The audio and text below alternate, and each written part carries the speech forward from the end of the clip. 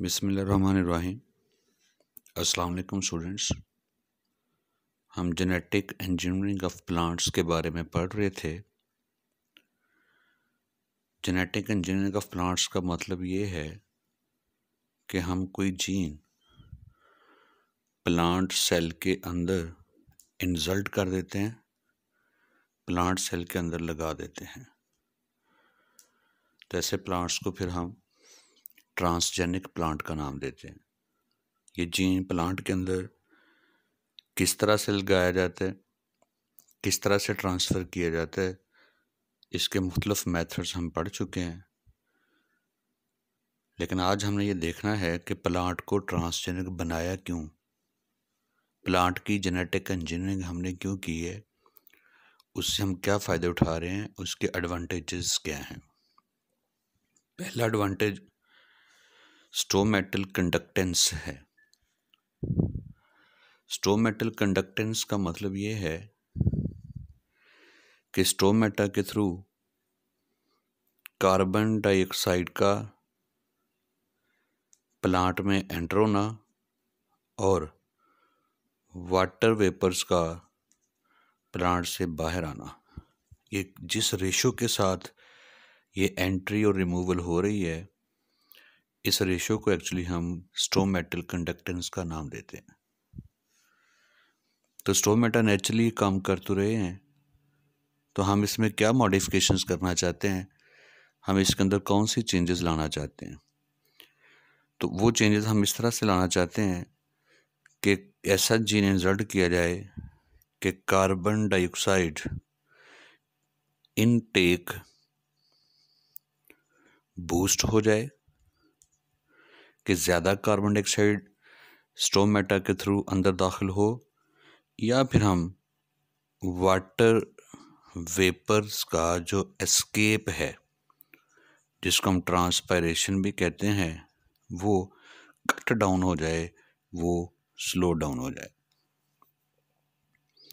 तो इसके लिए हम प्लांट के अंदर ऐसा जीन एंटर करेंगे जिससे स्टोमेटा की डेंसिटी यानी लीफ के पर यूनिट एरिया में स्टोमेटा की तादाद तब्दील हो, कम हो, और स्टोमेटा का जो साइज़ है ये भी चेंज हो।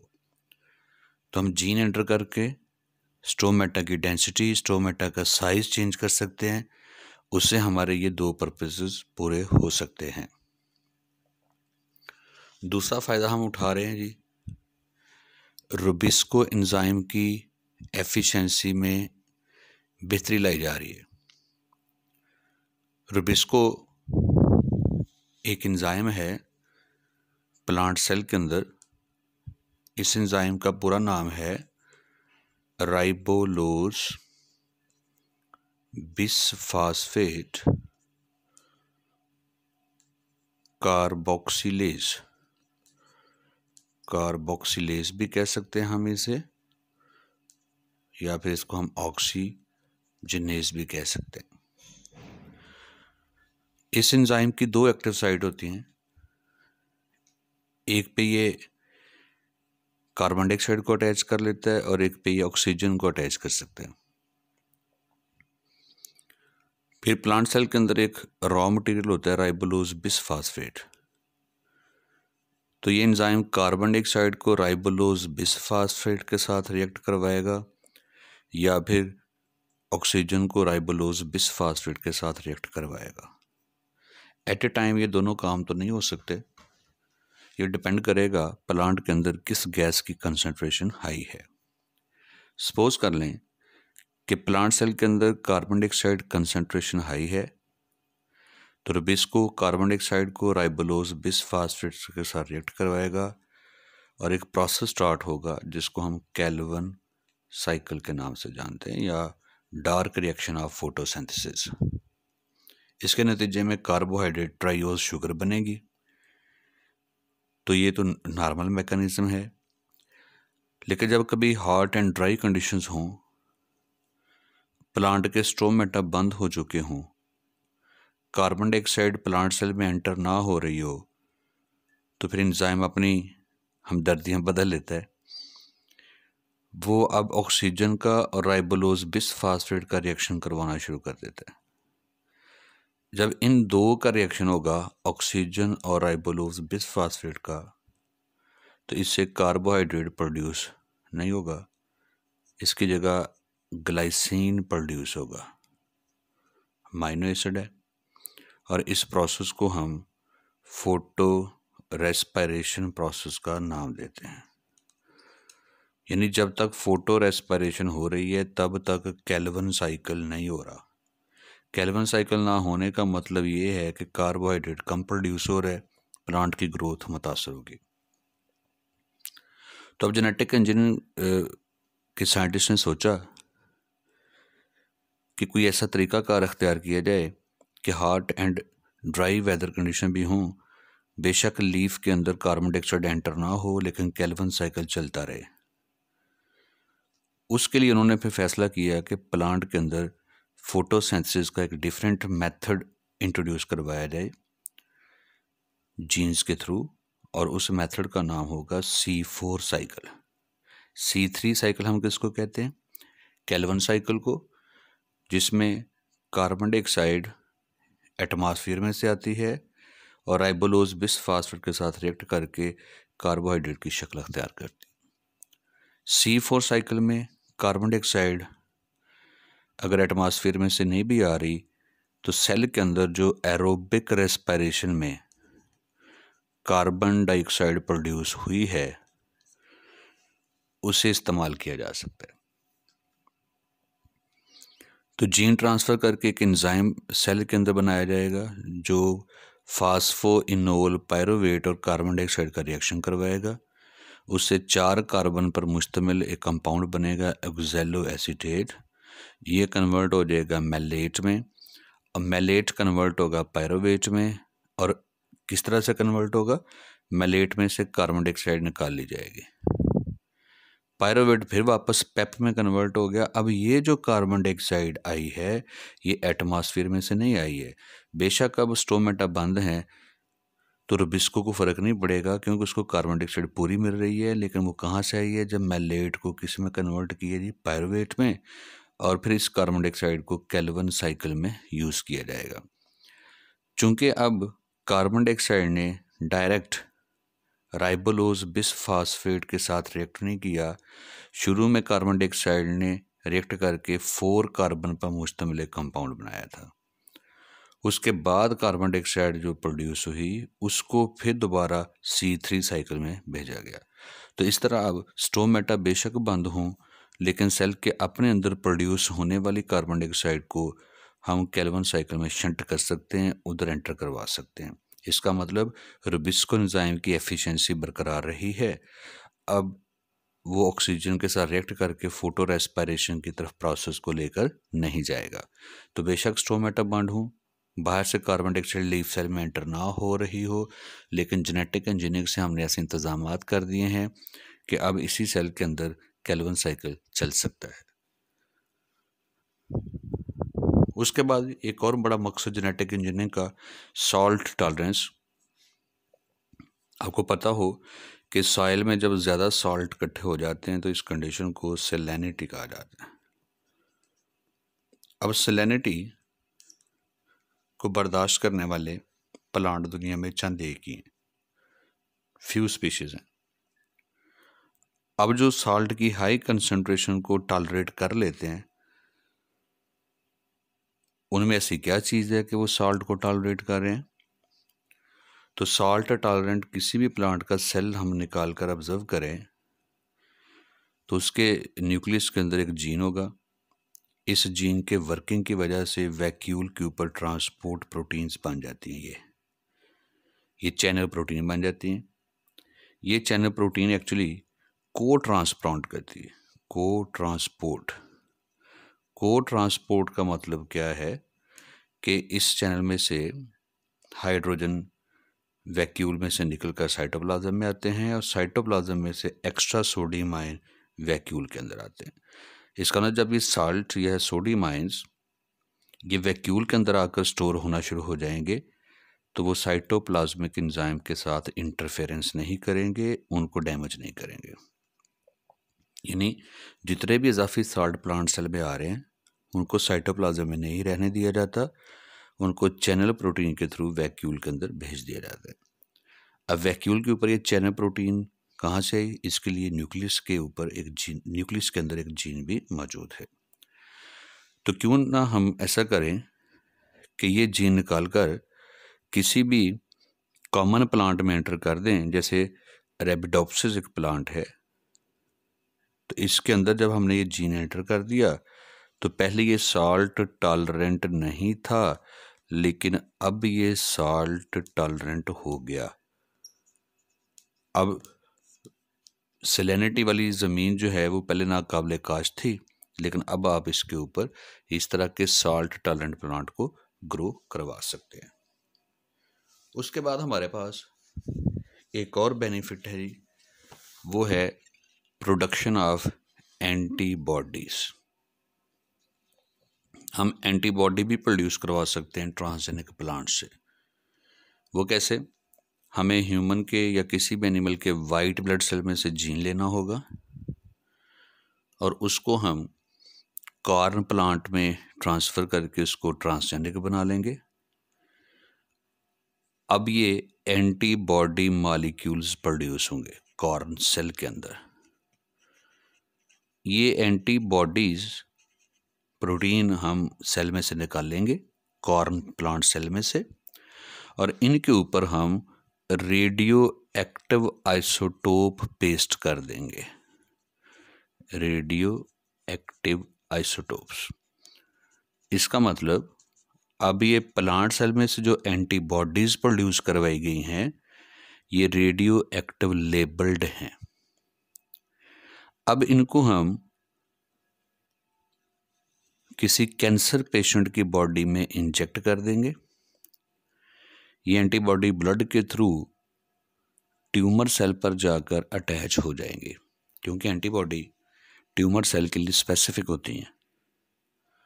तो ये इनको अपने टारगेट का इल्म है, तो ये ब्लड में से ट्यूमर सेल के ऊपर, ट्यूमर के ऊपर जाकर अटैच हो जाती हैं।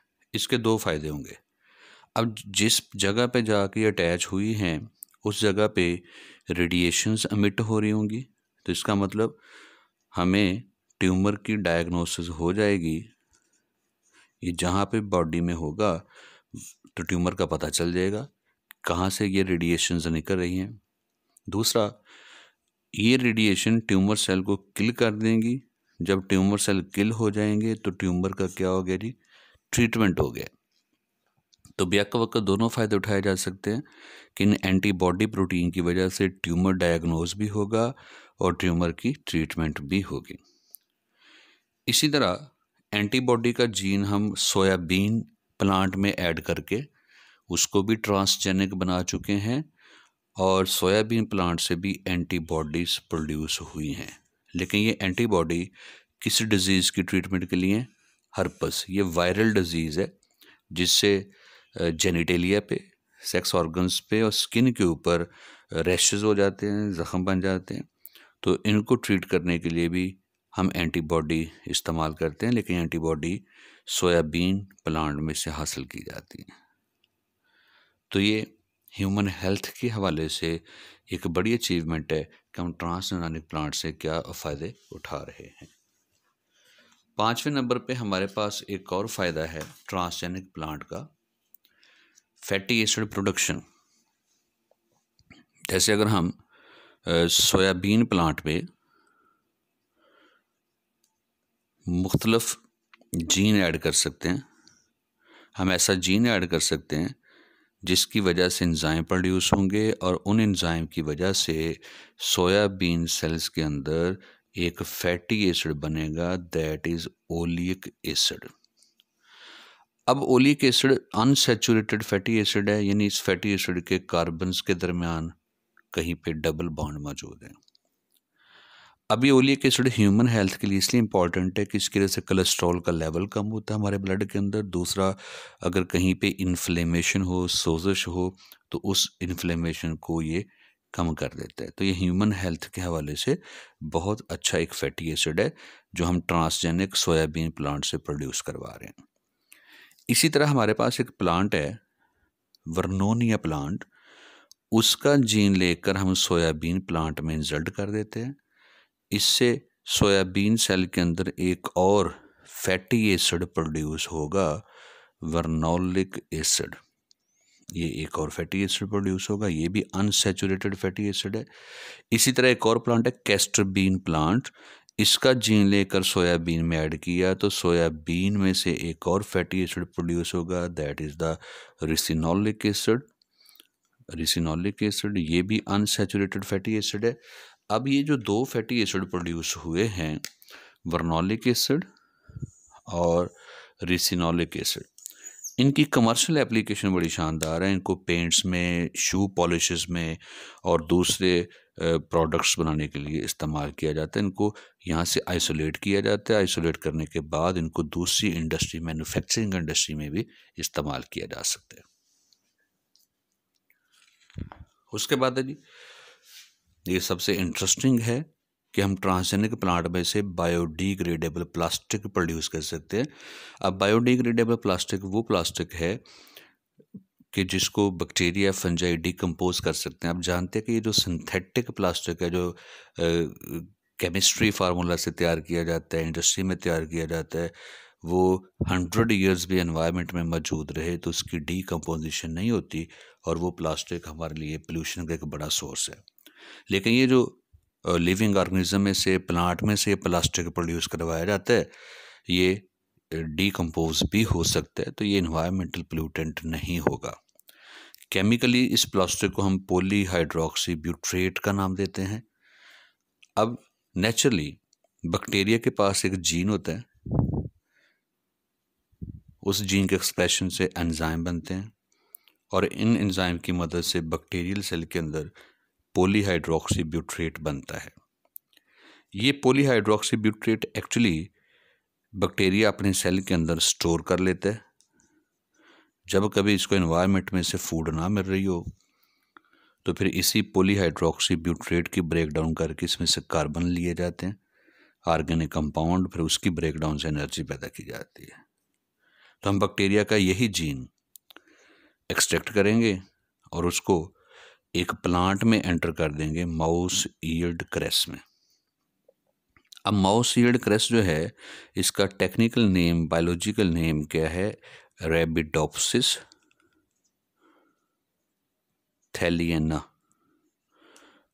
ये एंजियोस्पर्मिक प्लांट है और इसको सिंपली हम एक वीड भी कहते हैं। शॉर्ट हाइटेड प्लांट है और इसके फूलों की जो पत्तियां होती हैं वो उनकी शेप इस तरह की होती है, कैसे लगता है कि जैसे ये चूहे के कान हों। माउस ईयर्ड क्रेस इसलिए इसको कहा जाता है। तो जब जीन हमने इस प्लांट सेल में एंटर कर दिए तो ये प्लांट हमारे पास ट्रांसजेनिक बन गया। अब इसके सेल के अंदर ये कंपाउंड प्रोड्यूस हो रहा है, पॉलीहाइड्रोक्सी ब्यूट्रेट। अब सेल में से ये कंपाउंड हम एक्सट्रैक्ट कर लेते हैं, फिर इसको कमर्शियल लेवल पे यूटिलाइज भी किया जाता है। उसके बाद एक और बड़ा फ़ायदा हमारे पास है ह्यूमन हेल्थ के हवाले से कि ट्रांसजेनिक प्लांट में से हम एक एंजाइम प्रोड्यूस करवा सकते हैं, अल्फा गैलेक्टोसाइडेज।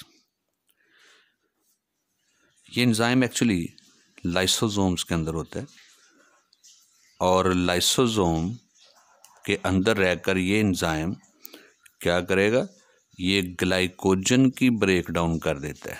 हमारे लीवर सेल के लाइसोसोम में ये रहकर मसल सेल के लाइसोसोम ये काम करते हैं, ग्लाइकोजन की ब्रेकडाउन होगी, उससे ग्लूकोज बनेगा और ग्लूकोज से फिर ग्लाइकोलाइसिस करके एनर्जी जनरेट की जाती है। अब ये नॉर्मल किसी भी ह्यूमन सेल में से जीन लेकर इस जीन को पहले टोबैको मोज़ेक वायरस के जीनोम के साथ अटैच किया जाता है, रिकम्बिनेंट बनाया जाता है। फिर टोबैको मोज़ेक वायरस अटैक करता है टोबैको प्लांट के ऊपर। अब टोबैको प्लांट के अंदर ये हमारा डिज़ायर्ड जीन पहुंच गया है। अब ये होगा ट्रांसजेनिक टोबैको प्लांट। अब इसके सेल के अंदर ये एंजाइम प्रोड्यूस होगा और ये एंजाइम उन पेशेंट के लिए एज ए ड्रग यूज़ किया जा सकता है जिनमें नेचुरली ये एंजाइम प्रोड्यूस नहीं होता, और लाइसोसोमल डिजीज़ या स्टोरेज डिजीज़ का ट्रीटमेंट किया जा सकता है।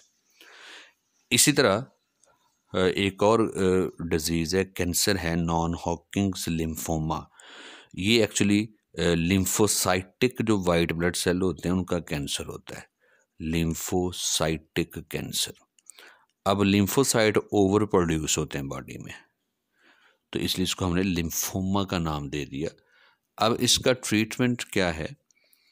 नेचुरली कोई भी कैंसर हो, कोई भी ट्यूमर हो, तो उसको किल करने के लिए एंटीबॉडीज़ भी यूज़ होती हैं, टी सेल भी यूज़ होते हैं। तो हम क्या कर सकते हैं कि टी सेल में से एक जीन निकालते हैं हम, काइमेरिक एंटीजन जीन। इस जीन को टोबैको प्लांट के सेल में ऐड कर देते हैं। अब टोबैको प्लांट सेल के अंदर ये प्रोटीन्स, एंटीजन्स प्रोड्यूस होती हैं। अब ये एंटीजन्स हम ये बॉडी में इंजेक्ट कर देते हैं, पेशेंट की बॉडी में, और ये एंटीजन ट्यूमर पर जाकर अटैच हो जाते हैं। अब एंटीजन जब ट्यूमर के ऊपर जाकर अटैच हो जाएंगी, बाइंड हो जाएंगी, तो इनको बॉडी की एंटीबॉडी डिटेक्ट करके फिर इसके ऊपर आके अटैच हो जाती हैं। अब एंटीबॉडीज़ ये जब अटैच हो जाएंगी तो अब ये ट्यूमर सेल डिस्ट्रॉय करवा दिया जाता है। देखिए पहले भी तो एंटीबॉडीज़ मौजूद थी, लेकिन वो इस ट्यूमर सेल को क्यों डिटेक्ट नहीं कर पा रही थी? कि उनको अटैच होने के लिए वहाँ पे एंटीजन अवेलेबल नहीं थी। अभी हमने ट्रांसजेनिक टोबैको प्लांट में से ये एंटीजन बनाकर ट्यूमर सेल के ऊपर अटैच करवा दिए हैं, फिर अब उसकी वजह से एंटीबॉडीज़ अटैच हो जाएंगी, इस तरह ट्यूमर सेल ख़त्म हो जाएंगे। तो ये वो मेजर बेनिफिट्स हैं जो हम ट्रांसजेनिक प्लांट से उठा रहे हैं। इसके अलावा और भी बड़े बेनिफिट्स हैं, जैसे हम प्लांट को हर्बिसाइड रेजिस्टेंट बना रहे हैं, इसी तरह प्लांट को पेस्ट रेजिस्टेंट बना रहे हैं, इसी तरह प्लांट को हम इंसेक्ट रेजिस्टेंट बना रहे हैं, ड्रॉट कि वो वाटर की डेफिशिएंसी को बर्दाश्त कर सकें। तो ये मल्टीपल बेनिफिट्स हैं जो हम ट्रांसजेनिक प्लांट से ले रहे हैं।